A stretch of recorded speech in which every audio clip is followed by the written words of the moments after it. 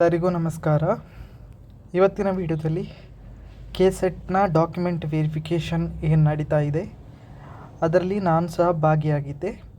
ಹಾಗೆ ಅಲ್ಲಿ KEಯಲ್ಲಿ ಹೇಗೆ ಡಾಕ್ಯುಮೆಂಟ್ ವೆರಿಫಿಕೇಷನ್ ನಡೆಯಿತು, ಹಾಗೆಯೇ ನನಗೆ ಏನೆಲ್ಲ ಅನುಭವ ಆಯಿತು ಅನ್ನೋದನ್ನು ಈ ವಿಡಿಯೋದಲ್ಲಿ ನಿಮಗೆ ತಿಳಿಸ್ತಾ ಹೋಗ್ತೇನೆ. ವಿಡಿಯೋವನ್ನು ಸ್ಕಿಪ್ ಮಾಡದೆ ಪೂರ್ತಿಯಾಗಿ ನೋಡಿ. ಹಾಗೆಯೇ ಇದುವರೆಗೆ ಯಾರು ನಮ್ಮ ಚಾನಲನ್ನು ಸಬ್ಸ್ಕ್ರೈಬ್ ಮಾಡ್ಕೊಳ್ಳಿಲ್ಲ, ಸಬ್ಸ್ಕ್ರೈಬ್ ಮಾಡ್ಕೊಳ್ಳಿ ಅಂತ ಹೇಳ್ತಾ ಬನ್ನಿ ಇವತ್ತಿನ ವಿಡಿಯೋವನ್ನು ಶುರು ಮಾಡೋಣ. KEಯಿಂದ ಡೈರೆಕ್ಟಾಗಿ ನೋಟಿಫಿಕೇಷನ್ ಬಂತು. 9ನೇ ತಾರೀಕಿಗೆ ನೋಟಿಫಿಕೇಷನ್ ಬಂದಿತ್ತು ಡಾಕ್ಯುಮೆಂಟ್ ವೆರಿಫಿಕೇಷನ್ಗೆ ಬರಬೇಕು ಅಂತ. ನಾನು KCET ಕಾಮರ್ಸ್ ಎಕ್ಸಾಮನ್ನು ಬರೆದಿದ್ದೆ, ಅದರಲ್ಲಿ ಕ್ವಾಲಿಫೈ ಆಗಿದ್ದ ಕಾರಣ ನಾನು ವೆಯ್ಟ್ ಮಾಡ್ತಿದ್ದೆ, ಯಾವಾಗ ರಿಸಲ್ಟ್ ಬರುತ್ತೆ, ಫೈನಲ್ ರಿಸಲ್ಟ್ ಬರುತ್ತೆ ಅಂತ ವೆಯ್ಟ್ ಮಾಡ್ತಿದ್ದೆ. ಹಾಗೆ ಡಾಕ್ಯುಮೆಂಟ್ ವೆರಿಫಿಕೇಷನ್ ಡೇಟ್ ಯಾವಾಗ ಬರುತ್ತೆ ಅಂತ ಕಾಯ್ತಾ ಇದ್ದೆ. ಸಡನ್ನಾಗಿ ಫೈನಲ್ ರಿಸಲ್ಟ್ ಬಿಡದೆ ಡಾಕ್ಯುಮೆಂಟ್ ವೆರಿಫಿಕೇಷನ್ಗೆ ನಮ್ಮನ್ನು ಕರೆದ್ರು. ಏನು ತಾತ್ಕಾಲಿಕವಾಗಿ ಬಿಟ್ಟಿದ್ರು, ಅದೇ ಫೈನಲ್ ಅಂತ ನಮ್ಗೆ ಗೊತ್ತಿತ್ತು. ಆದರೂ ಫೈನಲ್ ಆಗಿ ಬಿಡುವಂಥ ಒಂದು ಪ್ರೊಸೀಜರ್ ಇತ್ತು. ಅದು ಪ್ರೊಸೀಜರನ್ನು ಬಿಟ್ಟಿಲ್ಲ ಅವರು, ಆ ಪ್ರೊಸೀಜರನ್ನು ಮಾಡಿಲ್ಲ, ಡೈರೆಕ್ಟಾಗಿ ಡಾಕ್ಯುಮೆಂಟ್ ವೆರಿಫಿಕೇಷನ್ಗೆ ಕರೆದಿದ್ರು. ಸೊ 9ನೇ ತಾರೀಕಿಗೆ ಸಡನ್ನೇ ನೋಟಿಸ್ ಬಂದಾಗ ನಾನು 4th ಸೆಮಿಸ್ಟ್ರಲ್ಲಿ ಸ್ಟಡಿ ಮಾಡ್ತಿರೋದು. ನನ್ನ ಹತ್ರ ಯಾವುದೇ ಡಾಕ್ಯುಮೆಂಟ್ ಇರಲಿಲ್ಲ, ಅಂದರೆ ಮಾರ್ಕ್ಸ್ ಕಾರ್ಡ್ ಯಾವುದೇ ಇರಲಿಲ್ಲ. MCOM ಜಸ್ಟ್ ಕಂಪ್ಲೀಟ್ ಆಗಲಿಲ್ಲ, 4th ಸೆಮ್ ಎಕ್ಸಾಮ್ ಆಗಿಲ್ಲ. ಸೊ ಏನು ಮಾಡೋದು ಅಂತಲೂ ಗೊತ್ತಿರಲಿಲ್ಲ. ಆ ಟೈಮಲ್ಲಿ ನನಗೆ ಕನ್ಫ್ಯೂಸ್ ಆಯಿತು. ಸೊ ಅವತ್ತು ನೈಟ್ ಆಗಿತ್ತು ನನಗೆ ಈ ಎಲ್ಲ ಇನ್ಫಾರ್ಮೇಷನ್ ಗೊತ್ತಾದಾಗ. ಮರುದಿವಸ ಎಲ್ಲ ಡಾಕ್ಯುಮೆಂಟನ್ನು ರೆಡಿ ಮಾಡಿಕೊಂಡೆ, ಯಾವುದೆಲ್ಲ ಬೇಕು ಅನ್ನೋದನ್ನೆಲ್ಲ ಜೆರಾಕ್ಸ್ ಕಾಪಿ ತೆಗೆದು ಗೆಜೆಟೆಡ್ ಆಫೀಸರ್ ಹತ್ರ ಸೈನ್ ಮಾಡಿಕೊಂಡೆ. ಹಾಗೆಯೇ ಪ್ರಿನ್ಸಿಪಲ್ ಹತ್ರ ಬೋನಫೈಡ್ ಸರ್ಟಿಫಿಕೇಟ್, ಅಂದರೆ ಸ್ಟಡಿ ಮಾಡ್ತಿದ್ದೇನೆ ಅನ್ನೋದನ್ನೊಂದು ಡಾಕ್ಯುಮೆಂಟನ್ನು ರೆಡಿ ಮಾಡಿಕೊಂಡೆ. ಹಾಗೆಯೇ UUCMSಯಿಂದ ಮಾರ್ಕ್ಸ್ ಕಾರ್ಡನ್ನು ಡೌನ್ಲೋಡ್ ಮಾಡಿಕೊಂಡು, 3 ಸೆಮಿಸ್ಟರ್ನ ಮಾರ್ಕ್ಸ್ ಕಾರ್ಡನ್ನು ಡೌನ್ಲೋಡ್ ಮಾಡಿಕೊಂಡು ಅದನ್ನು ಗೆಜೆಟೆಡ್ ಆಫೀಸರ್ ಹತ್ರ ಸೈನ್ ಮಾಡಿಸ್ಕೊಂಡು ರೆಡಿ ಮಾಡಿಕೊಂಡೆ. ಹಾಗೆಯೇ ಎಲ್ಲ ಜೆರಾಕ್ಸ್ ಕಾಪಿ ಸೆಟಪ್ಗೆ ಗೆಜೆಟೆಡ್ ಆಫೀಸರಿಂದ ಸೈನ್ ಮಾಡ್ಕೊಂಡಿದ್ದೆ. ಎಲ್ಲ ಡಾಕ್ಯುಮೆಂಟನ್ನು ರೆಡಿ ಮಾಡಿಕೊಂಡು 11ನೇ ತಾರೀಕಿಗೆ ನಾನು ರಾತ್ರಿ ಬ್ಯಾಂಗ್ಳೂರಿಗೆ ಬಸ್ಸನ್ನು ಹತ್ತಿದ್ದೆ. ಬ್ಯಾಂಗ್ಳೂರಿಗೆ ಎಲ್ಲ ಡಾಕ್ಯುಮೆಂಟ್ ಸಮೇತ ನಾನು ಹೊರಟಿದ್ದೆ. ನಂತರ ಬೆಳಿಗ್ಗೆ ನಾನು 5 ಗಂಟೆಗೆ ರೀಚ್ ಆಗಿದ್ದೆ ಬ್ಯಾಂಗ್ಳೂರಿಗೆ.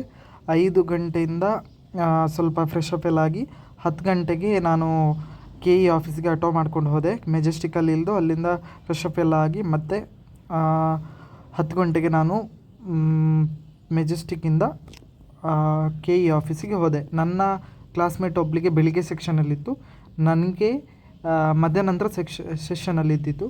ಸೊ ನಾನು ಹೊರಗಡೆ ಇದ್ದೆ. 10 ಗಂಟೆಗೆ ನಾನು KE ಆಫೀಸ್ ಹತ್ರ ಹೋಗಿದ್ದೆ. ಹಾಗೆಯೇ 10 ಗಂಟೆಗೆ ಹೋಗಿ ಅಲ್ಲಿ ಹೊರಗಡೆ ವೆಯ್ಟ್ ಮಾಡ್ತಾಯಿದ್ದೆ.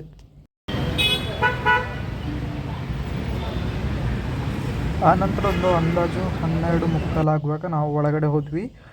ಅವರ ಫಸ್ಟ್ ಬೆಳಗಿನ ಸೆಷನಲ್ಲಿ ಎಷ್ಟು ಜನ ಹೋಗಿದ್ರು ಅವರೆಲ್ಲ ಹೊರಗಡೆ ಬಂದರು. ನಾವು ಒಳಗಡೆ ಹೋಗಿ ಕೂತ್ಕೊಂಡಿದ್ವಿ. ಇಮಿಡಿಯೇಟ್ ಒಂದು 10-15 ನಿಮಿಷದಲ್ಲಿ ನಮ್ಮನ್ನು ಒಳಗಡೆ ವೆರಿಫಿಕೇಷನ್ಗೆ ಕರೆದ್ರು. ಸೊ ಅಲ್ಲಿ ಸೀರಿಯಲ್ ನಂಬರನ್ನು ತೋರಿಸಿ, ಹಾಲ್ ಟಿಕೆಟನ್ನು ತೋರಿಸಿ ನಾನು ಒಳಗಡೆ ಹೋದೆ. ಒಳಗಡೆ ಹೋದಾಗ ಅಷ್ಟೊಂದು ಜನ ಏನಿರಲಿಲ್ಲ. ನಾನು ಡಾಕ್ಯುಮೆಂಟ್ ವೆರಿಫಿಕೇಷನ್ಗೆ ಕೊಟ್ಟೆ. ನಾನು ಎಲ್ಲ ಡಾಕ್ಯುಮೆಂಟ್ ತೊಗೊಂಡೋಗಿದ್ದೆ. ಅವರು ಮಾರ್ಕ್ಸ್ ಕಾರ್ಡನ್ನು ನೋಡಿಕೊಂಡ್ರು, ಬೋನಫೈಡ್ ಸರ್ಟಿಫಿಕೇಟನ್ನು ನೋಡಿದರು. ಹಾಗೆಯೇ ಆಧಾರ್ ಕಾರ್ಡ್ ವೆರಿಫಿಕೇಷನ್ ಮಾಡಿಕೊಂಡ್ರು, ಮತ್ತು ಇನ್ಕಮ್ ಸರ್ಟಿಫಿಕೇಟ್ ಎಲ್ಲ ನೋಡಿದರು. UUCMS ಇದು ಸ್ವಲ್ಪ ಇನ್ಫಾರ್ಮೇಷನ್ ತೊಗೊಂಡ್ರು, ಮತ್ತು 3 ಸೆಮಿದು ಟೋಟಲ್ ಮಾಡಿಕೊಂಡು ಅದರ ಪರ್ಸೆಂಟೇಜ್ ಹಾಕಿದರು. ಹಾಗೆಯೇ ಡಾಕ್ಯುಮೆಂಟನ್ನೆಲ್ಲ ವೆರಿಫಿಕೇಷನ್ ಮಾಡಿ ಅಪ್ಡೇಟ್ ಮಾಡಿದರು. ಆದರೆ ನಾವು 4th ಸೆಮ್ಮಲ್ಲಿರುವ ಕಾರಣ ನಮಗೆ ಸರ್ಟಿಫಿಕೇಟನ್ನು ಇಶ್ಯೂ ಮಾಡೋಕ್ಕಾಗಲ್ಲ. 4th ಸೆಮ್ ಕಂಪ್ಲೀಟ್ ಆದಮೇಲೆ ಅದರ ಮಾರ್ಕ್ಸ್ ಕಾರ್ಡ್ ಅಪ್ಡೇಟ್ ಆದಮೇಲೆ ಮತ್ತೆ ನಮಗೆ ಸರ್ಟಿಫಿಕೇಟನ್ನು ಬಿಡುಗಡೆ ಮಾಡ್ತಾರೆ. ಸೊ ಆಲ್ರೆಡಿ ಯಾರು ಕಂಪ್ಲೀಟ್ ಆಗಿದ್ದಾರೆ ಅವರಿಗೆ ಪೋಸ್ಟ್ ಮಾಡ್ತೇವೆ ಅಂತ ಹೇಳಿದಾರಂತೆ. ನನ್ನ ಫ್ರೆಂಡ್ಸ್ ಎಲ್ಲ ಹೇಳಿದರು, ಪೋಸ್ಟ್ ಮಾಡ್ತೇವೆ ಅಂತ ಹೇಳಿದಾರಂತೆ.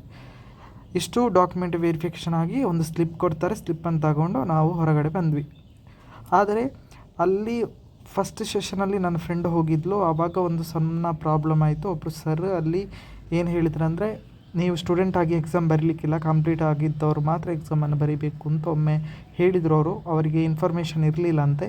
ಮತ್ತು ನಾವು ಬೇರೊಂದು ಮ್ಯಾಮ್ ಹತ್ರ ಅಲ್ಲಿ ಮಾತಾಡಿದಾಗ ಅವರು ಹೇಳಿದರು, ಇಲ್ಲ ಸ್ಟೂಡೆಂಟ್ ಆಗಿ ಬರಿಬೋದು, ನಿಮಗೆ ವೆರಿಫಿಕೇಷನ್ ಮಾಡಲಿಕ್ಕೆ ಇದೆ ಅಂತ ಹೇಳಿದರು. ಸೊ ವೆರಿಫಿಕೇಷನ್ ಮಾಡ್ಕೊಂಡು ಬಂದ್ವಿ. ಆ ಸರ್ ಯಾರು ಏನು ಎತ್ತ ಅಂತ ಗೊತ್ತಿಲ್ಲ, ಬಟ್ ಒಬ್ಬರು ಅವರು ಇನ್ಫಾರ್ಮೇಷನ್ ಇಲ್ಲದೆ ಆ ರೀತಿ ಮಾಹಿತಿಯನ್ನು ಕೊಟ್ಟಿದ್ದರು. ಸೊ ಸ್ವಲ್ಪ ಪ್ರಾಬ್ಲಮ್ ಆಯಿತು. ಆವಾಗ ನಮಗೆ ಬೇಸರ ಆಯಿತು, ಏನಾಗುತ್ತೆ ಏನೋ ಅಂತ. ಮತ್ತು ಅವರು ಮ್ಯಾಮ್ ಹತ್ರ ಮಾತಾಡಿದಾಗ ನಮಗೆ ಇನ್ಫಾರ್ಮೇಷನ್ ಸಿಕ್ಕಿತು. ಸೊ ಇನ್ಫಾರ್ಮೇಷನ್ ಸಿಕ್ಕಿದ ನಂತರ ವೆರಿಫಿಕೇಷನ್ ಮಾಡ್ಕೊಂಡು ಬಂದ್ವಿ. ಪ್ರೊಸೀಜರ್ ಈಸಿಯಾಗಿತ್ತು, ಏನು ಪ್ರಾಬ್ಲಮ್ ಏನಾಗಿಲ್ಲ. ಈಸಿಯಾಗಿ ಪ್ರೊಸೀಜರ್ ಮಾಡಿದರು. ಬಟ್ ನಾನು ಮಂಗಳೂರಿಂದ ಹೋಗಿದ್ದ ಕಾರಣ ಸ್ವಲ್ಪ ವೆಯ್ಟ್ ಮಾಡಬೇಕಾಯಿತು.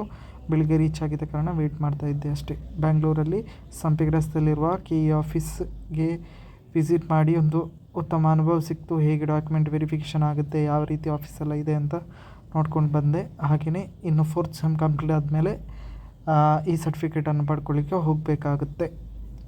ಸೊ ಇದಿಷ್ಟು ನಾನು ಕೆ ಇಗೆ ಹೋದಾಗ ಆದಂಥ ಅನುಭವ. ಈ ಮಾಹಿತಿ ನಿಮಗೆ ಇಷ್ಟ ಆಗಿದರೆ ಲೈಕ್ ಮಾಡಿ, ಹಾಗೆಯೇ ಶೇರ್ ಮಾಡಿ, ನಮ್ಮ ಚಾನಲ್ಗೆ ಸಬ್ಸ್ಕ್ರೈಬ್ ಆಗಿ ಅಂತ ಹೇಳ್ತಾ ಎಲ್ಲರಿಗೂ ನಮಸ್ಕಾರ.